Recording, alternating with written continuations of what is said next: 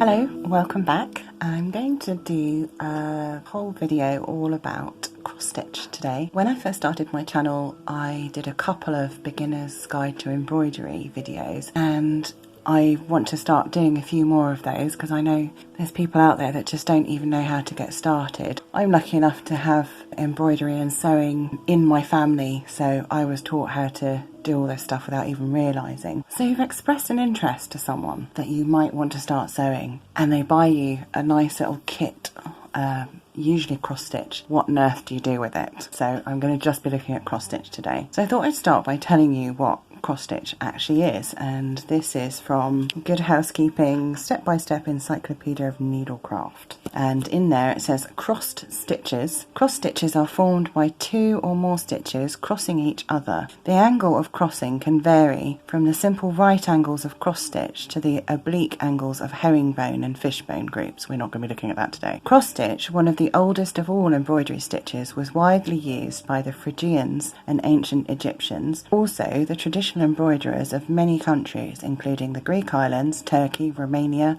Austria, Sweden, Norway and Denmark, all use cross-stitch as their principal stitch. The herringbone group of stitches is widely favoured in Algeria and Yemen. It's a really, really old stitch, and if you think about how it's constructed, you know, it's easy to build up a pattern, and I can imagine someone, you know, thousands of years ago with a needle and thread going, this is a good idea. What do you actually use for cross-stitch? Well, the different fabrics are Aida or Aida fabric, which is like this. This is actually Binka. The only difference between Aida and Binka is size. And so on the front of a kit, it will tell you, this one says fabric Aida 14 H something PI. I can't read that on the camera. What does it say?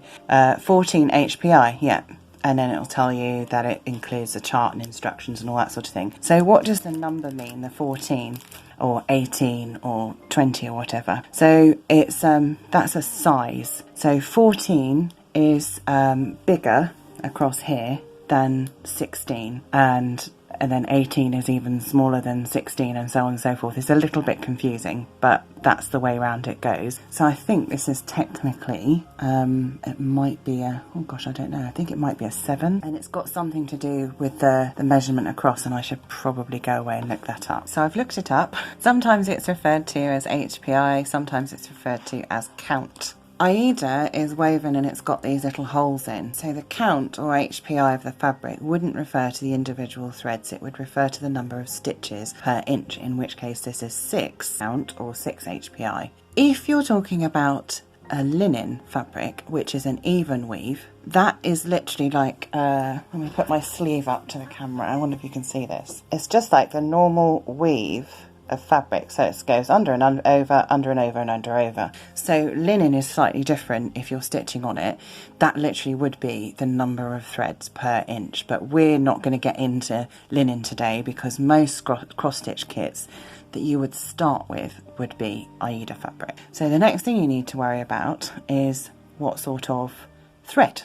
So normally kits come with stranded cotton. They actually come as cut pieces, not like the skeins that you can buy, but you can start collecting your own skeins of thread for future projects or whatever. And this is absolutely perfectly fine to use, and you get a beautiful array of colours. Today I'm going to use this, which is cotton perlé, and I'm using it deliberately because it's not stranded, so you can't pull this apart. This is how big it is, because I thought it would show up quite well across there. And this also comes in nice colours.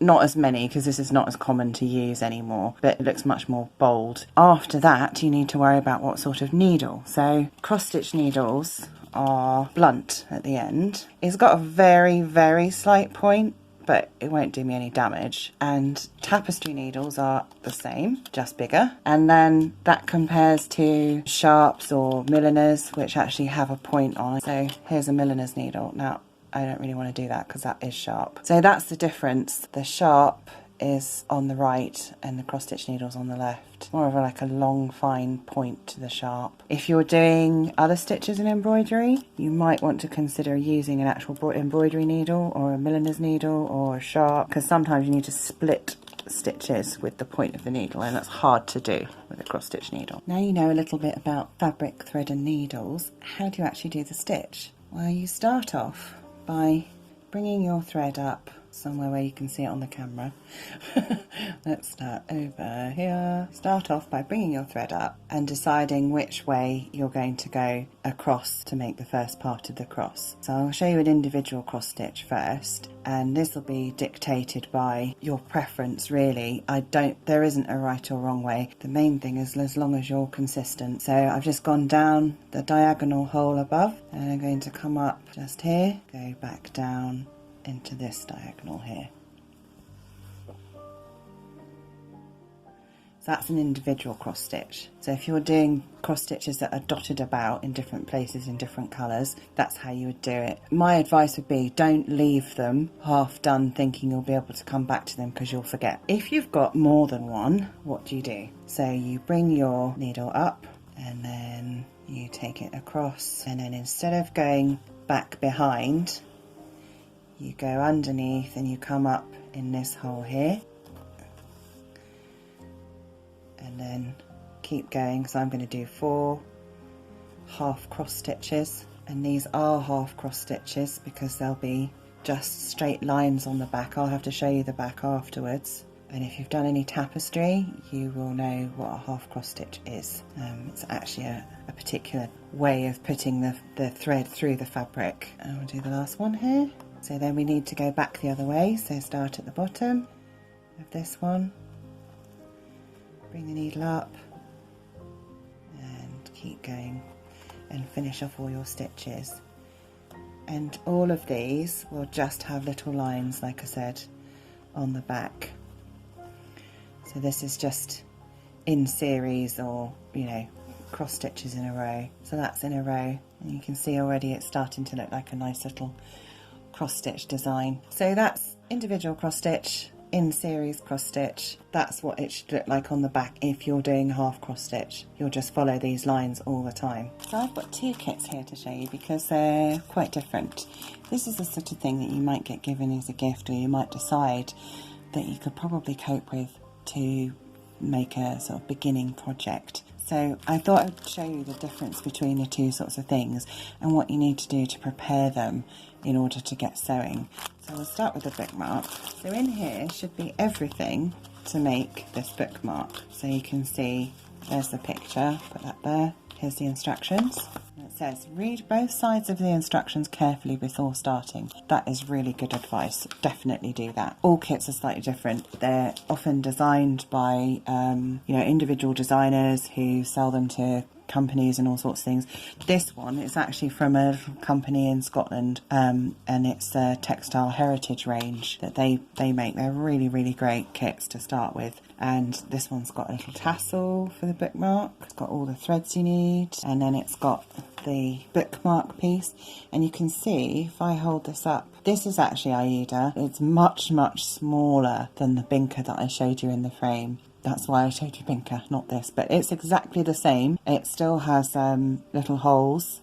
You stitch from hole to make the cross stitch, and then it's also got the felt in the back. Oh, and a needle. This is the chart for the kit. You can see they've even put the scalloped edge on to denote the scalloped edge of the fabric. Basically, each square represents a cross stitch. So when people talk about counted cross stitches, and in the kits and everything, so here you can see the squares really clearly, you literally count all the way across. So we've got the scalloped edge, and then you would count 1, 2, 3, and then on the 4th one bring your needle up there, and that's how you start off on something like this. You would check first of all that there's if there's a border for it, and actually there's this shape here, and it's quite important that you get that shape right before you do these motifs here. Some of them have got an outline, like a border, that you would want to stitch that on first before you start stitching the picture, because it's really easy to count to one side or the other and be not quite square or not quite true, and if you'd already stitched all these bits and then realised you hadn't spaced them properly, it would be utterly heartbreaking. So this one tells you what threads is in here. You've literally got 3 colours. So you've got dark blue, mid blue and pale blue, and it tells you how many strands of each, because the first thing you would need to do is to work out what colours you'd got. Obviously, in the bigger the kit, the more colours.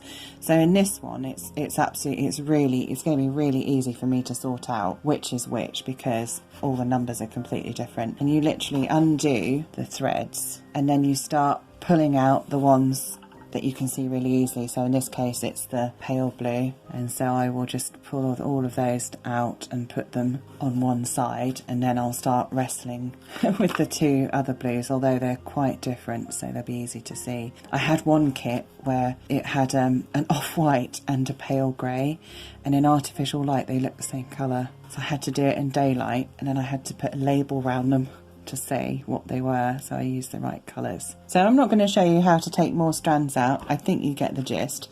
That's what you would do. And on this one it will probably say where you should start stitching as well. They'll probably recommend which bit you're supposed to do first, but like I say, I suspect it will be putting in the geometric design first. So let's see what it says. It's got a little bit of history. That's nice to start. Find the right side of the fabric, and it gives you a description on what the right side of the fabric is. Start at the point indicated by the arrows on the chart. So it's got an arrow here, says start here. Use the measurements given in the diagram. They've got a little centimetre measure on there. The first stitch is a back stitch and is worked one block in from the right hand scalloped edge and 3 centimetres down. So it tells you exactly where to start on this piece of fabric. And I've used these kits so many times. They're absolutely brilliant. I've never actually made a mistake or anything. They're so well written, really easy to follow. So something like this, or the little cards that they do, or they do little sachets and things, really good place to start, because even if you've never done cross stitch before, you'll have something to show for all your efforts. If you're doing a couple of hours a day, it'll probably take you about 2 weeks. I would have thought three tops if it's a complicated design, but that's a small sort of what I would call like a beginner's little kit. This is a Derwent Water Designs, and it's called the Boat Landings, and it's actually a present for someone, so I'm not going to say any more than that. And some kits will come with a thread organizer like this. Derwent Water Designs are lovely because they've already sorted the threads. There are some kits that just have these with the numbers and everything. So all of these are already in here in place, and they've got numbers next to them. There's a needle, there's the Aida, there's the instructions. But before I even start doing anything on this one, I wanted to show you what to do. It's not so much a problem on a little bookmark kit, but on something like this, it's going to take you a while to work on, and this stuff frays. So you can see an edge here. You can turn a hem if you want to. It will still catch. So I don't ever turn hems ever on these. I use masking tape. Literally tape off. So put it on somewhere flat, stick it down, and Aida's quite stiff anyway. So to start with, it is anyway. You just need to fold it over like that, and then this one's got the salve edge at the top, so we don't need to worry about that. That's not going to fray. And I'm just going to double check on this one. So there's an arrow here. Shows you where the middle is, and it shows you the midpoint. So it's showing you the middle up here, and it's showing you the midpoint here. So the only way you can do that is to actually sew down the middle. So what I do is I fold the fabric in half this way, and then I'll fold it again this way, and then I'm running a crease along like that. And then what I'll do is I'll take a contrasting thread. Normally I would take something like a taupe or a cream for this white, just in case it leaves little strands in the work after I finish. So then you just need to take needle with a point. The great thing about Aida is you don't need to put it in a hoop unless you're doing something that's completely stitched all over. So I'm going to start off near my fold, and I only need to worry about where the fold is at the edge, because after that I'm just going to follow the same line, and I'm just going to do a gigantic running stitch.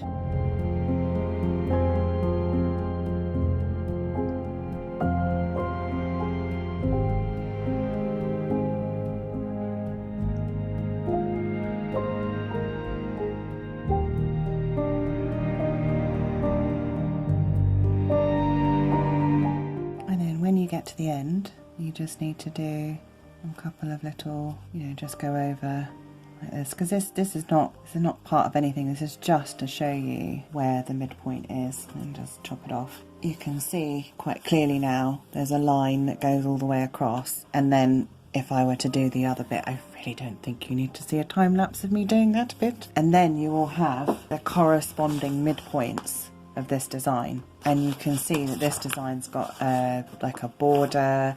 There's a lot of space. If I show you the picture here, yeah, there's a lot of space that you're not even stitching on. All of this will just be the plain fabric underneath. So there's a picture and some little extra bits here. So it really does help. And then the more complicated or the larger the cross stitch or embroidery, this will work for doing other embroideries as well.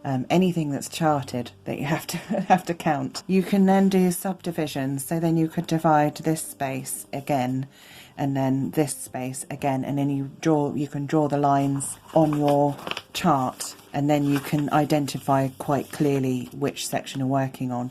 For this one, I would think that just doing it through the middle was enough. But if you're daunted, or if ever you wondered how people manage to do those really intense, you know, like this all over the whole thing, that's how they do it, is they actually mark out on their fabric. So the last thing I'm going to show you today is just a couple of extra stitches if you're doing a kit. Here they even mention half cross stitch and cross stitch. So half cross stitch calls for 1 strand, cross stitch calls for 1 strand, and then another cross stitch calls for 2 strands. So, you know, on this one I'm really going to have to keep my eyes open. What do they mean by a half cross stitch? Well, this was a bit we were looking at earlier on. So half cross stitch will have just the straight lines on the back, but the half cross stitch is literally this bit. So it's just 1 stitch like that, but without going back across the other way. So you would literally leave it like that. And sometimes it's going to be dictated by the pattern as to which way round that stitch goes. So normally, I said earlier on, you should always stitch in the same direction and always come back in the same direction. When you're doing a picture and it calls for a particular colour, you'll see what you've stitched near it and what you've got to put in place. But sometimes you might have to stitch the other way and leave it. So you might have to stitch like that and leave it. And that's absolutely perfectly fine, because it'll add the detail to the picture. So that's half a cross stitch. So then there's also quarter cross stitch. So quarter cross stitch, so you come up in the middle and then you literally just stitch down a quarter like that. And that would be your quarter cross stitch. But you could equally, it might have to be again in a different direction. So it could be that way. It could be from the middle to the top like this, or it could be like that. So you can see we've got, you know, the bottom quarter there, the bottom left, bottom right, top left, top right, and those are all quarter cross stitches. The last one I want to show you is a 3/4 cross stitch. So this one you would start by making a half cross stitch depending on the direction of the stitch. Because we went across this way, we'll pretend our stitches are going this way, and this is where we need to do it. So we'd put in the half stitch first and bring the needle up into the corner, and then find the middle, push the needle in, and that's a 3/4 cross stitch. Sometimes you would put the quarter in and then the half on top, but it depends on the direction of stitching. Those are things, don't get daunted. Honestly, no one's going to notice. As soon as you start dividing up stitches, you can see it anyway, and it's supposed to be part of the design, so just don't worry about it. So I hope I have demystified some of the things about cross stitch and kits in particular, and I really hope it encourages you to have a go at doing something. If you've ever thought, I just don't know where to start, the most important thing to remember is the instructions are usually very good, particularly in these smaller kits of well-known companies. Do read them all the way through and just have a go. And if it's not for you, you've made a thing and you've made a Christmas present, so well done. So thanks very much for joining me, and I hope I've inspired you to try something a bit different, and I'll see you again soon. Okay, bye.